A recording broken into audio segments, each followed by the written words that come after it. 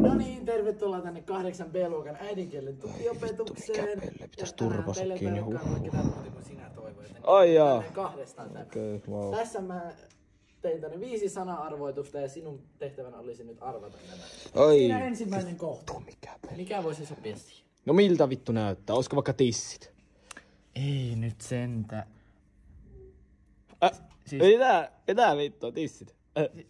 Ootko ikinä nähnyt? Sinä et ainakaan. Sitten kakkoskohta. Pillu. Ihan ilmiselvä. Ei, nyt oikeesti rauhoituu. Se on pilli. Seuraava. Mitä vittua? Mikäs se voisi olla? No, vähän niinku... No en sano. Vähän niinku sinä. Huora. No itse asiassa... Huora. Olen juuri tällä hetkellä suora puheinen. Ai jaa, okei. No niin, sitten aika 4. nokkela kohta. vitsi, Tää on niin. helppo. Se on pylly.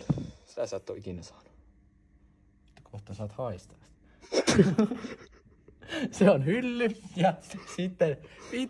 kohta. Et varmaan itse sitä tulisi harrastamaan ikinä. Keksi.